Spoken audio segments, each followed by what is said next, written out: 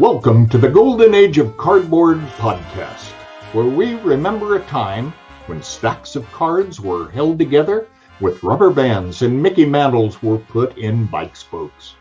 We hope you will enjoy and reminisce as you come along with us as we tell stories about the baseball cards from the Golden Age of Baseball.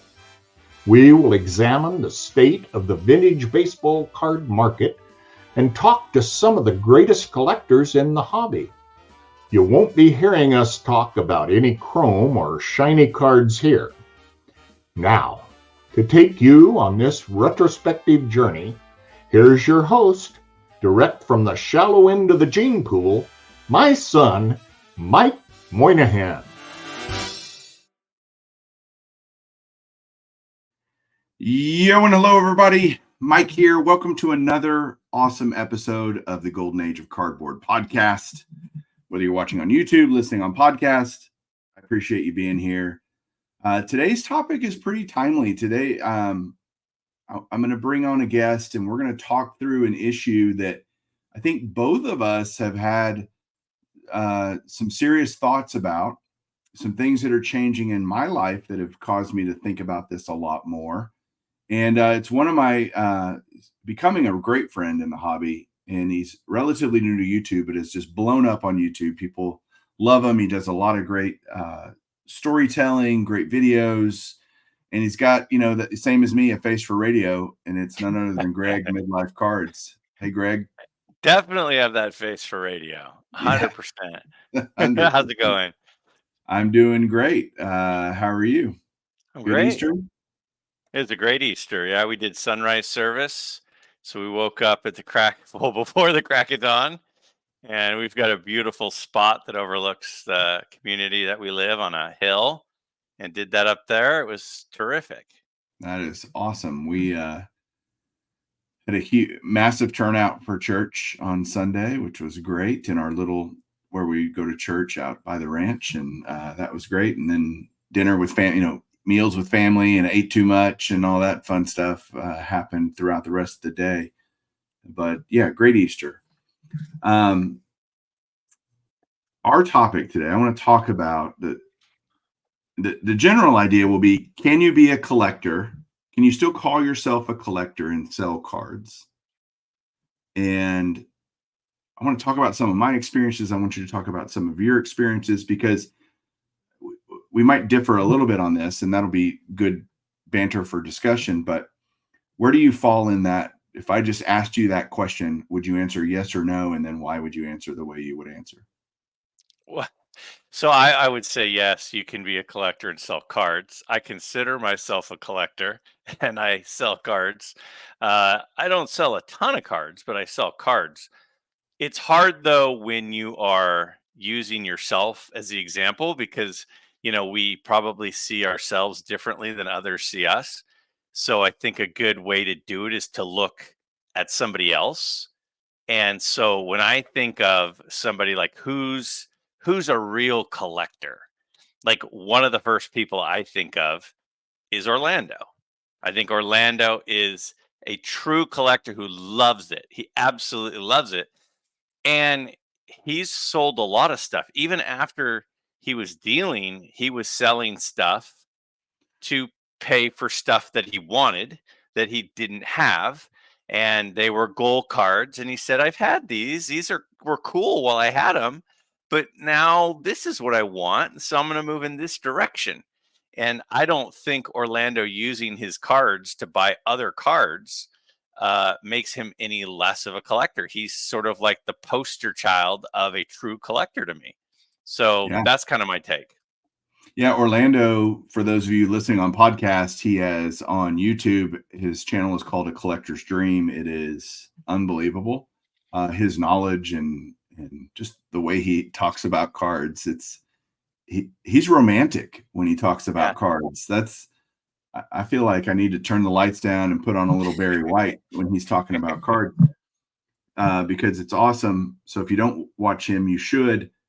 I agree about Orlando. I think that's a great person. He's told me about his story, and he's been on the show. I've had Mike Summer on the show, who is Wax Pack Hero on podcast. He has a podcast and does a lot of different things in the hobby. And he basically runs a completely self-sustaining hobby.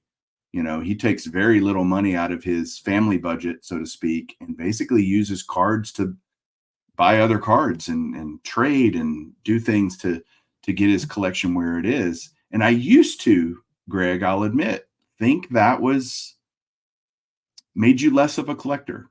I'll admit it. I'll own that I used to feel that way. And it's only because I have cards that I've had since 1981 in my closet over here.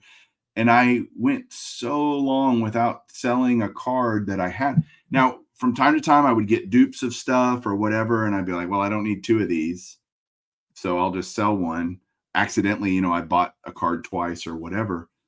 But even that made me a hypocrite to say that, because, and I know guys that don't sell anything, right? We both know collectors that do think it's blasphemous to sell cards ever.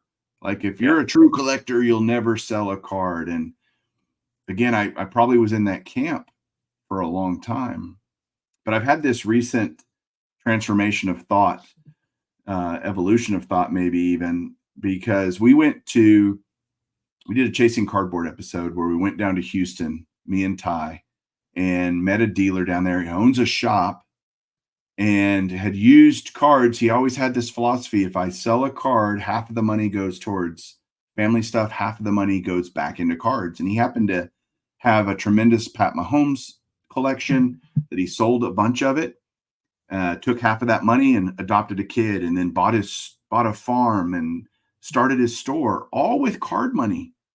He hit on Mahomes, and he went in huge on Jalen Hurts, and so, I'll sell Jalen Hurts if the money's right, and did really well with that. And that was kind of this great thought of, okay, you can do both and you can help your family. I mean, I've worked so hard to accumulate all these cards over the last 40 plus years.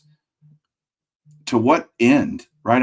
I also turned 50. Like, there's all these things that have happened that have been little nudges in a direction of, maybe I'm not thinking about this right. Maybe I need to think differently about this.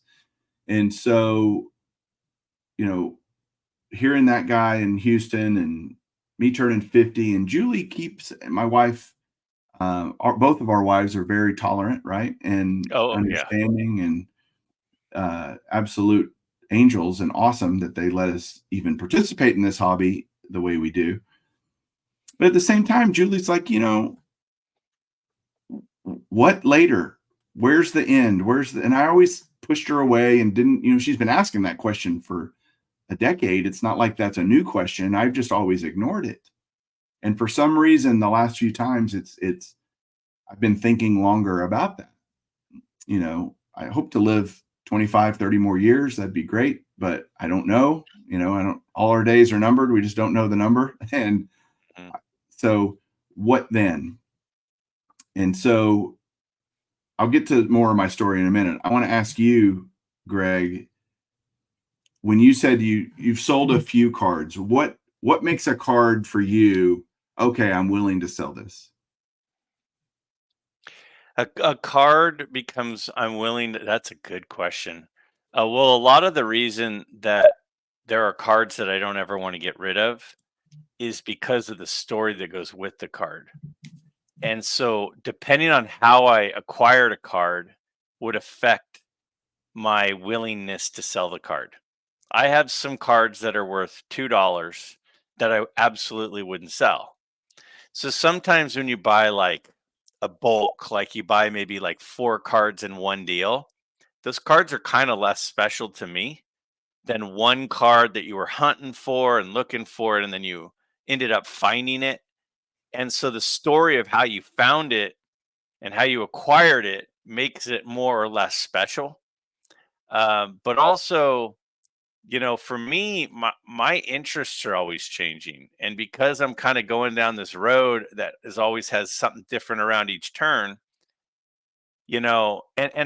I'm more open to selling something to get something that I now want more, especially if it's something like I hear you say all the time, like the cards that I'm looking for, they're not rare cards. You say that all the time. Like you say, if this guy's not going to go below sticker, then I'll go to someone else who will go below sticker and I'll get a good deal on it because it's not a rare card. If it is a rare card, I'm a lot more hesitant to let it go because I might not get it again. But like some of the cards I've sold recently, like I sold a beautiful 63 tops Willie Mays, which is so hard to find centered. And it was really well centered. And I sold that. And I sold a really nice 64 Sandy Koufax, like a pretty high grade. And it was like, if I want those cards, I can go get that card. It's not like I won't be able to find that card. Like I could go on eBay probably and find those cards right now. But Very the easily, yeah. cards that I'm trying to get at, that I'm hunting for, are some of those cards that it may take a while to get it again, or at least in the grade I can afford to find one that I like the looks of. So the rarity of the card certainly plays a factor because I know I could reacquire it if I feel like I blew it and it doesn't have a story attached to it that would pain me to get rid of it. Yeah, it's hard to overstate the emotional attachment that we might have to certain cards, right? And Hmm. how can you put a dollar value on that? And that's part of it, as you're saying, the cards you weren't emotionally attached to, like, yeah, I can get those whenever I want if I decide I want it again or whatever. Makes sense. I do think it's important to lay out the reality. I'm going to try to do this without sounding like a complete jackwagon, which good luck to me for that. But a lot of it depends on a person's financial situation, right? Hmm. There are certain people that I know that that seemingly have unlimited card budgets and they just kind of buy whatever they want and they don't sell stuff because they don't need to. And truthfully, I've been in that category for a while where if I needed to, I'd sell a card in a heartbeat if my family needed the money. I've been blessed. I've got enough income where I buy cards with discretionary income. I'm not using credit cards or bill money or anything like that. And that just happens to be a larger amount than certain people. Well, I don't begrudge myself for that or I don't feel guilty about it. It's just the hand I was dealt. And so I haven't been forced to sell cards. And I haven't started selling cards because I have to. I had some people say in a video that I did over on Baseball Collector where I've talked about this extensively in terms of the cards that I'm selling currently is, well, it's finally come to roost. All you big influencers, you just spend, and finally it's come back to bite you in the butt, basically, is what the guy was saying. And I'm like, that's not the case at all. It's kind of where I got to was on this stuff I'm selling right now, which is a giant box of Hall of Fame autograph and relic cards. And the Hall of Fame is certainly my milieu of choice, right? I'm baseball Hall of Famers and getting all the slabs of the Topps cards and, having autographs of every Hall of Famer. And I had a point where I wanted relics of every Hall of Famer. And I started looking at this box and I'm going, this is a giant box, 5-row, box of extras of all doubles, all stuff that I had multiples of 20 plus, 50 plus of different Hall of Famer autographs, and I'm like, what do I need all this for? And Julie's big thing was those are very hard to get rid of unless you know what you're doing. It's going to take a lot of time. You got to know what you're doing. Slabs are like currency. They're very easy to dispense and easy to figure out the value, easy to figure out things. Just random Brooks Robinson autograph, maybe a little bit harder to move in terms of figuring out value and pricing it right so that you can sell it and yada, yada, right? So that's what this box was just these non-slabbed, non-playing days. Like I kept everything that mattered to me. I kept everything that I considered to be a project. This was in a box entirely made up of cards that over time through eBay shows, wherever I would just pick up, I'd see Brooks Robinson I'm gonna keep using Brooks Robinson, but Brooks Robinson autograph for $20. I'm like, sure, I'll pay $20 for that, or whatever. And time after time after time, year after year after year after year, I accumulated so much excess that it became unnecessary. And I'm like, what is the point of all this? And then I said, well, I'm going to use the guy in Houston, the dealer in Houston's theory. I'm going to sell some of this. Julie and I are trying to do some things at the ranch, and it's not that I couldn't do all of it. It's not that I couldn't financially afford to do the things at the ranch and keep all my cards. It was, how cool would it be to take these cards and be able to say, I sold cards and was able to do these things at the ranch? How cool would it be to also take half that money and buy a card that would be a financial stretch for me, that I couldn't afford? I'd have to save up for it. I'd have to really think about it. I'd have to sacrifice something else in my life to acquire. And I'm like, I got all the assets in the world I need right here to make all that happen. Why wouldn't I give that a shot? And so I've been doing that with a lot of joy, quite frankly. It's obviously a lot of work, but making money is work. Like, welcome to the real world. It's been some work. It hasn't been like burdensome and overly crazy or anything, but I've enjoyed it. I'm getting a lot of responses now. People are getting their cards that they bought from me and they're thrilled to death. And I love that. I'm getting to pass that on to the next, because I can't remember who said it. Somebody has said this line, and I'm going to forget who, so I'm not even going to guess. You may remember who said this multiple times, but we're only stewards of these cards for a temporary period. At some point, they're going to be owned by someone else, right? Yeah. Yeah. And no matter how long I live, if I own them for another 30 years, at some point, 30 years and one day from now, someone else is going to own that card, because Julie's not going to keep them. My kids don't care about them. And so, it's like, I've enjoyed having them. Like you said, you've enjoyed it. Or Orlando's philosophy, right? Which is, he enjoyed having them. He loved having them. And, I've turned a box of stuff that's just excess into $7,000 in a few weeks. That's good. That's really good money, of which 3,500 I gave to Julie. I went and cashed a check for her just to give her $100 bills, because I thought it'd be funny. Or just, she'd get it's different cash and just, hey, I transferred money into your account or something. Right. There's a much more emotional response, tactile response to that. And so I went and cashed a check for the half of that's hers, in air quotes. Right. And she's like, oh my gosh, go sell more, was what it's the instant, go do more of that, Yeah. And so she was tickled about that. I was happy. I've got money now going towards some bigger cards that I have my eyes on. Some Lou Gehrig. The long Lou Gehrig is number one on that list. 34 Gaudy Lou Gehrig. So it's been an interesting experience. Which 34 Gaudy Lou Gehrig? I need the yellow. I have the green. Got it. And what's funny is none of this is detracting from my desire to collect. It's not taking away from that, which I thought it would. I thought me selling cards would be kind of like me selling out, and like I would lose part of my collector mentality. I'd always be thinking about money and yada yada, and that just couldn't be further from the truth. I'm actually more excited about what I'm going to be able to get now, that was really on the back burner before because of the financial constraints. Now I'm excited because now it seems more real. Now it seems more possible. Yeah.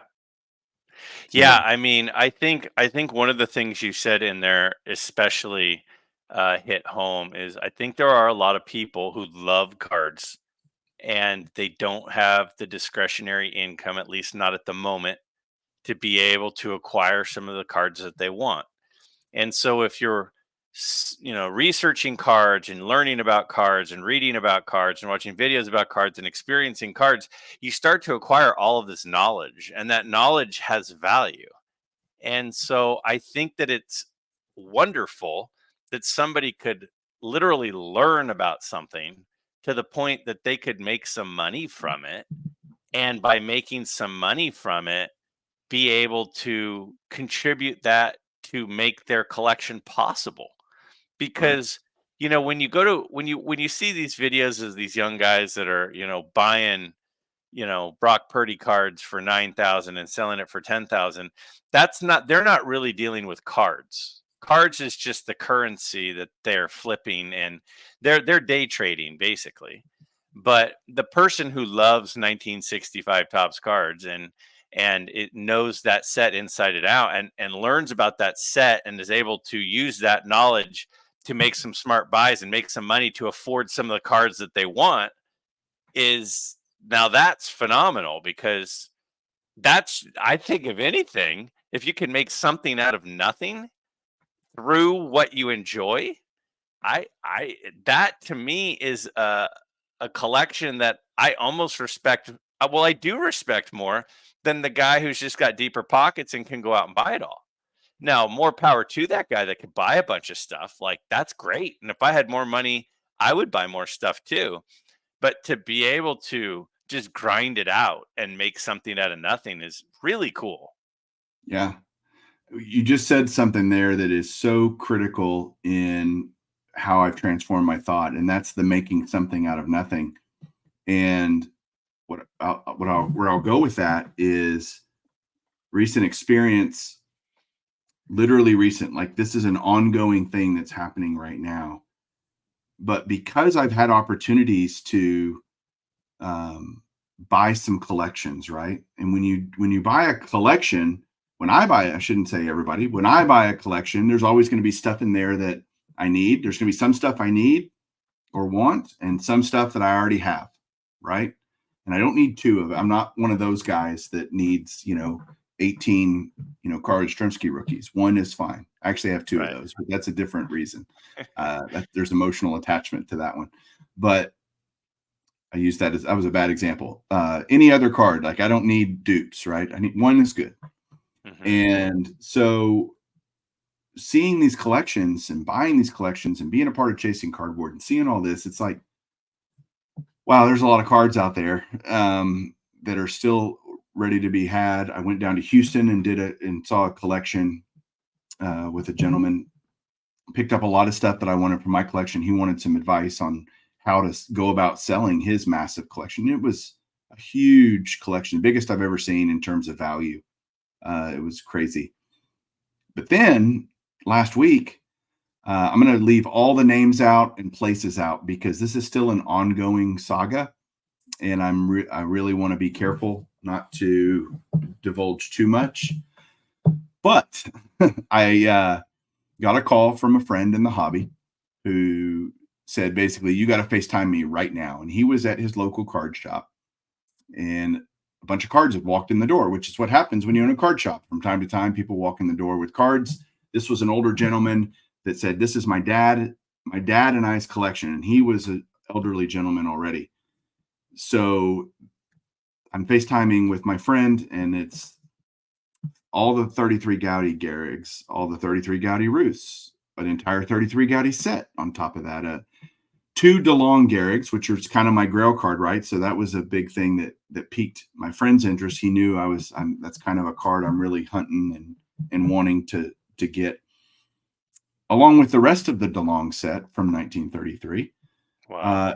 It kept going, man. Like a 39 play ball DiMaggio, a 39 play ball Ted Williams, and I'm getting picture after picture after picture from my friend going, holy crap, And so I immediately start thinking, because what I understand about the dealer is his knowledge of vintage is very limited. He's a modern guy and loves opening new product. He's that kind of guy and doesn't have an extensive knowledge about vintage, which is why he called my friend in the first place to come say, what am I looking at here? What is all this, basically. And so visions of me being able to acquire this collection, personal, buy it in partnership with my friend. We would go into this deal together, and the idea was make something out of nothing. Get a lot of cards, huge grail cards that would take me a decade to acquire over time with my own money, or I could buy this whole collection, pull some cards out, sell all the rest that I don't need, want, or care about, not only make all my money back, but get basically these cards for free. That was what was going through my mind. He and I talked, all through the Easter weekend, multiple times a day. Okay, where are we at? What's he wanting to do? What's this owner of the cards? What's he wanting to do? And it was a big deal. Like, we're talking 6-figure deal. Okay. Wow. And the card shop owner eventually did the deal with the guy and bought all the cards for way less than 6 figures, way less than 6 figures. And I felt like that. I think it was a combination of, he valued the collection way lower than I did based on what I saw, what research I did. I priced a lot of things. I did a whole lot of homework, had a lot of fun doing it, ironically. Wow, what's this? And I assumed all of because everything was raw, right? So non-graded. So I assumed everything as an SGC2. Because we would grade a significant, we're talking $10,000+ of just grading fees to do this, and everything all the way through the 70s, 60 sets, 70 sets, multiple, Rose rookies, and he had football too. Namath rookies. He had two. Kareem Abdul-Jabbar, Lou Alcindor rookies, from 69 to 70 top. Like, it was just this massive horde of awesomeness, right? And here we are, the next week, sitting here now. The deal's been done. The cards have been acquired by the card shop owner, and now I don't know what's next. I've made an offer to the card shop owner to give him a significant profit on his investment and get all the cards and be, like, okay, now they're mine. I'll make you a lot of money and I'll be happy. Yeah. And I'll have everything and try to do it now, versus the original thought of dealing that the card shop owner was going to basically swing and miss and not have the opportunity to get them, because of cash, just coming up with the right amount of money that the card owner would take. The card owner ended up taking a significantly smaller amount of money than I was willing to offer in cash, but I never talked to the card owner. I was always the third party, right? I'm many states away from where, and I was ready to get on a plane, like literally the next day, and go up there and check all this stuff out, because obviously I'm not going to buy it all sight unseen. Yeah. But I was ready to make this happen because I saw the value in the entire collection, which would help me to bring this circle all the way back around, is acquire a bunch of cards with essentially no money out of my pocket, because I would get all the money back from all the stuff that I don't need, want, or care about. And I feel like I've missed this opportunity. It's still an ongoing, we're still working with the card shop owner to hopefully acquire the collection. And then it's literally fly to SGC. Like, these are big enough cards, the Ruths and all that. We'd fly to SGC and drop them off, fly to PSA on the ones we want a PSA grade and drop them off, and it's one of those, the story makes sense. The provenance makes sense. Everything I saw about the Gaudis, look, there's bleed through, all the things you want to see that tell you real, not real. And, a guy's not going to have a hold along set if they're all fake. He's only going to have the Gehrig, or the whatever, he wouldn't have everything that he had if you're not just going to fake all the other commons and all the other stuff that he had. It wouldn't make sense. So that's my story, Greg. Well, first of all, that's an amazing story, and I can't wait to see how it all unfolds. It sounds like you're very excited as well to hear how it unfolds. But just the mentality of your willingness, if you are a person who thought it was sacrilegious to sell cards, then the thought of being able to do this deal where you could basically take part of the collection to keep and sell the other stuff is almost off the table if you're unwilling to sell. So right. the evolution of where you're at in your collecting, where you're open to that concept, puts things on the table that otherwise probably wouldn't be. I mean, Chris Sewell just did a video, I want to say last weekend, and it was a big deal. And he just had a couple of pictures, but he told a great story. And it was exactly the same thing. It was, they sold off the collection to get their money back, and they each ended up with some really cool cards. And some of them Chris still has, and some of them he sold off. Yeah. And it was like, that's that that's a great way to do it. Yeah, it is. And again, like you said, in a previous mindset, I would have been apt to, well, I guess I'm going to have a whole 33 Gaudi set now. How cool is that? You know, and I'm going, I don't need a 33. Like, that's not something. I get the people that want to have a 30. Great, I'll sell it to them. That's not something that gets what I want some of the key Hall of Famers out of it. And, you know, the 34 Gaudi, he had both Gehrigs. He had the Greenberg rookie. He had, he had all these cards that are on in those two sets there. So, I mean, there's a Hack Wilson, there's the Melotts, there's the Carl Hubbles. I mean, there's some just, and these are a tier below the Gehrigs and the Roos, but they're still massive really big cards. Yeah. And he had all of them, some of them duplicates, some of them, he had a whole 39 play ball set. He had a whole 40 play ball set. He had, it was just, I'm telling you, it just kept coming and coming, and my mental value of what was there. Again, I still haven't seen any of this, but. So one of the things I struggle with, and I don't want to take us down too far of a direction, but I think it's an important question to ask you is, how hard is it for you to be patient? Because one of the most difficult parts of collecting, I think, for a lot of us, is we just go, I want to buy this, I want it now, I want to buy it now. That's the only one available, so I'm going to buy that one, even if it's not the right one. And sometimes we just have to sit and wait. And that's very, very difficult for us. And in your situation right now, like, honestly, with as much as you have at stake based on what you're saying, I'd have a hard time not flying out and just going and sitting down with the not knowing the owner of the shop, like sitting down going, what's the number it's going to take? Just tell me, okay, just shoot me a number, and then at least I'll know where you're at. Like, I would have a hard time just waiting. So totally ironic that you say that. I'm trying to figure out how quick I can get up there and do exactly that, and just go see everything. Whether I get a deal done or not, it's worth the expense to me to have that opportunity, to try to grasp that opportunity and seize it. So with your patience question, typically I'm very patient. And in fact, I say all the time, it's a marathon, not a sprint. Collecting is a marathon, not a sprint. None of this is rare. None of this is right.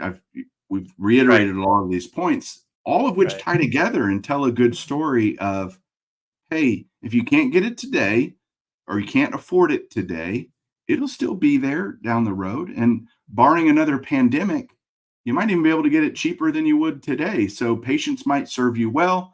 Mm-hmm. We all have stories of regrets of cards we wish we would have bought because they were a lot cheaper back in the day and all of that. Mm-hmm. I don't kick myself over that because I wasn't in a position to do it. So it's not even worth, crying over spilled milk. I couldn't do it, so I didn't, and now I can, or whatever, right?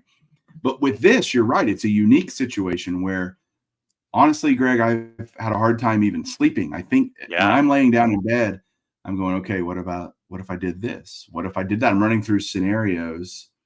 The current thing on the table now is an offer to him. We've got an offer to him, and it might just mean me showing up and literally saying, hey, because once you see the money, it would be a big diff. I think he might have again the same emotional response that my wife did. Is okay, this guy's for real. It's one thing to say it. Oh, I'd offer you this, and it's some crazy amount of money, and whatever. That's a pipe dream. And no. I'm here at your shop with a backpack full of hundreds, ready to do this deal. And now let me ask you this too, because I think now I'm strategizing, trying to help you get the deal. So I think that what you could bring to the table for a card shop is more than just cash, and being able to present, hey, if we do this deal, I can also do this and this and this. I could do an episode on this that's Yeah. going to be seen by 40,000 people that like cards. I mean, like, there are things that it seems like would be hard to not leverage on a deal this extreme, which it would make for outstanding viewing, and it could really help him. I mean, there Dave Portnoy, when he does pizza reviews and he gives a good review, the pizza place is like overrun for a month. I mean, Right. there's stuff like that there's something to that. Yeah. But yeah, Probably hard to quantify that value, yeah, right? But, yeah, I would obviously, and we do this on all of our shows.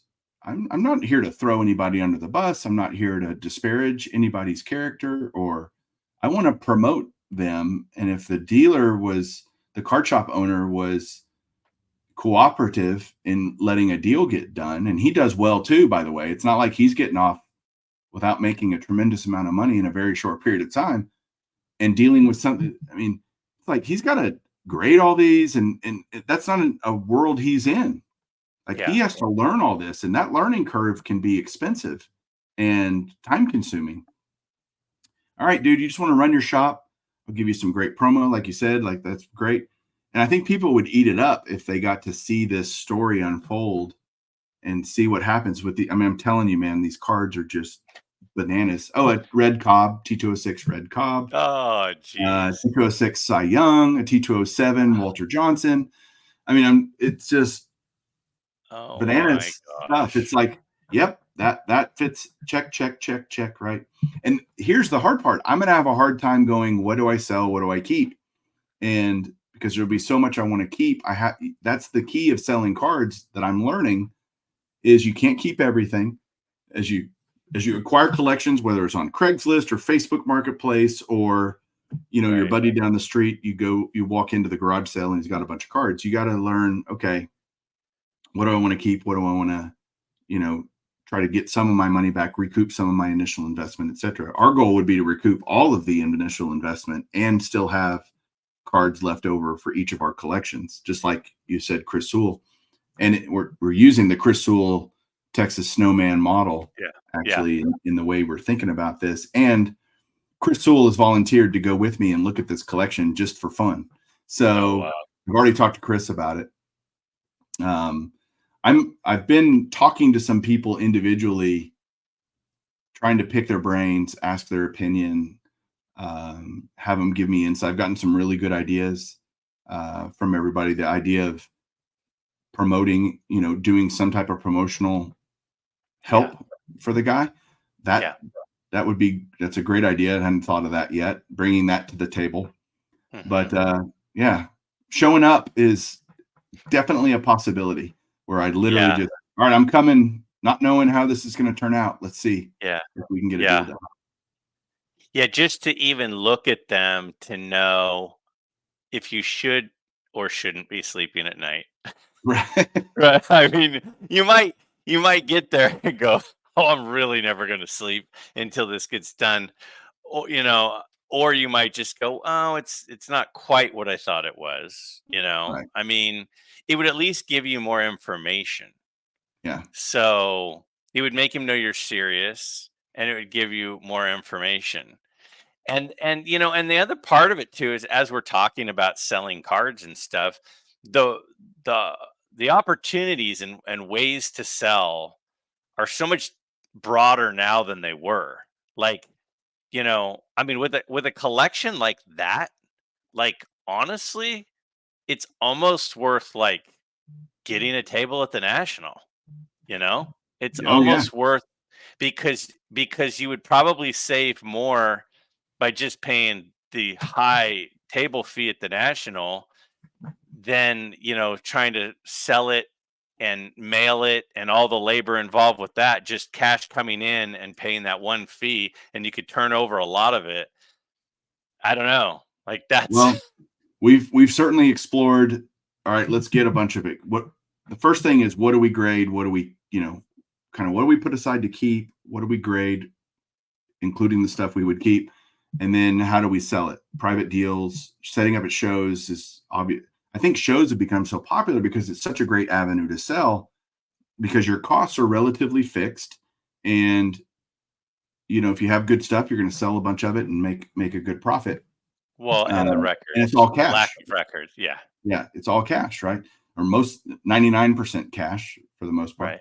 So, I happen to have a pretty big show that happens every 2 months near me, the Dallas show, Right. and setting up there would be awesome because there's so few, really good vintage dealers there that we would stick out if we had a collection like this, that we were moving a bunch of the cards. I've talked to dealer friends of mine that would be willing to potentially, obviously depending on condition and how much of it and whatever, but buy a bunch of the stuff because they help people build sets. And they're always looking for inventory of commons and things to add to their repertoire, to their inventory. So we've explored a lot of options, Greg, on, okay, if this happens, what step 1, 2, 3, 4, 5, and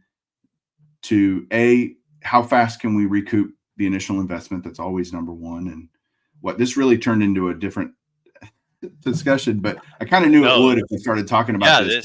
This is fantastic. I think everybody should think about, if you're going to sell cards, not that you can't take an L. I think card owners, if you're selling cards, you need to be willing to say you were wrong, about a player or timing or whatever, and just missed it. I'm sure I'm selling some of these cards. I have no idea what I paid for all of them, but all the autos and relics that I'm selling, I'm sure I'm selling some of them for under what I paid for them. Luckily, I don't know, so it doesn't make me, kick myself about it. But the reality is they're selling for what they're selling for, and that is what it is. And you can either hold them and wait, or sell them and get cash and move on to the next idea. And so I would tell people, take losses, know what your investment, know what you need to get back, know what you need to, be made whole and all that kind of stuff, and then take your profit and be smart with it. Yeah, I mean, and I think this goes back to where I was going before you told this story, which is using the knowledge that you've acquired from cards to, make a few bucks from cards to pay for your cards, and I think that, where else would you not acquire knowledge and then get some sort of, benefit to help you in that area of interest? Like, Right. that's just I think that's just normal. I totally respect the people that don't want to sell stuff, but and I do, and we both know. I mean, you and I would probably on the same hand, if we were to name 5 people, we'd probably name the same 5 people that we would think of with that. But and I totally respect it and I totally get it, but I don't think it makes anybody less of a collector to do something like, even the basement collection. Yeah. It's like, even with Dave, like, you do this deal with Dave, it's good for Dave. Like, Dave knows stuff. He could have sold it. He just is like, you know what? I don't want to deal with it. I want to do it with somebody that I trust. I want somebody that I like to benefit from it. So I'm going to do it through you. And then, you piece things out and you had different people involved. And it's like, that's just, you've put in so many hours logging information, and there's this accumulation of knowledge that it's not wrong for people to be able to benefit from that, especially when it's not just dollars into your account that's going to sit there, but when it then becomes money that goes into the collection, and it helps the progression of infusing money into the hobby for other people and other dealers and other sellers for other purchases. Yeah. Yeah. And the basement collection is a great example. I mean, we did YouTube shows, whatnot, private deals, eBay. We pieced that out across many different platforms. To do it relatively quickly and as efficiently as we could. And that turned out to be a really good deal for everybody involved, right? I got a Mhm. few cards for my collection. Dave got the money he wanted. I involved a couple of other friends I basically consigned some cards with them. They made money. I made money. I got all my money back and then some. That's a great example. It does help that I have a great network of friends that I can rely on. Like you said, not just my cumulative knowledge, but now I'm leveraging that with other people that have expert, like there were football cards and other stuff that I don't know about. Well, I do know a guy that knows that, and let him do that. That kind of thing was very advantageous in that deal. And so, yeah, I'm glad I can leverage all this time I've spent in the hobby to maybe make this happen. And I think it also goes back to another thing we talked about at the very beginning of the history of a card, and the story of the card has a value to it. Like the thought of having a card from that basement collection. So we're talking about Dave Blue Jacket's dad's collection, basically. And you could have a card Carl that Berg was went his name. Yep. so okay, so you go from a card that Dave's dad had, which then became Dave's, which then went through Mike, and these are all people that or at least Dave and you people know, and it's like I got this card from Mike through Dave from Dave's dad, like that makes that card more special, and people that's a perfect example of a card that if I have a card like that, that same 63 tops maze, I would be way less likely to sell because I'm like, no, no, no. That's from Dave's dad's collection. I can't get rid of that. That card Right. is worth way more than the one I bought in bulk. Right. Yeah. And we had people telling us exactly that. Hey, I don't care what I buy. I just want to buy something from the basement collection. And that's such a cool reality. I don't know. It was just cool that people felt that way. That's probably the best way to say that. And I was more than happy to accommodate because there were way more cards than Sure. I had a whole, U-Haul full of them. But I mean, even the way that you documented it, though, where it was like, your guys are pulling out, like I see Chris from Missouri pulling out a box and opening up the lid and going, oh, look at this. It's a bunch of 75 tops or whatever. And Right. then one of those 75 tops that Chris, I mean, it's like, it was experiencing the whole thing from start to finish. And if this other deal goes through, I certainly hope that you would do the same sort of thing where you could do that whole experience. And then like we were saying, you could say feature the name of the shop and talk a lot about, and it's not the basement collection, it's the, dugout cards collection or whatever, it's like, Right. it could be beneficial to everyone. For sure. Yeah.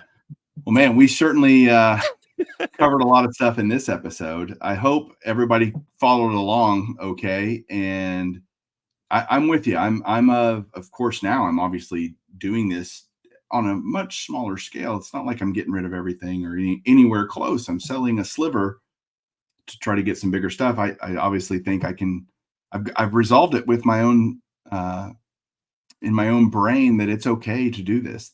And not only is it okay, I've gotten now where, wow, I kind of like doing this. I kind of like seeing if I can turn this box into a DeLong Gehrig. How cool would that be, And box of stuff that I have plenty of, like it's all excess, into a DeLong Gehrig. So, yeah, I'm with you.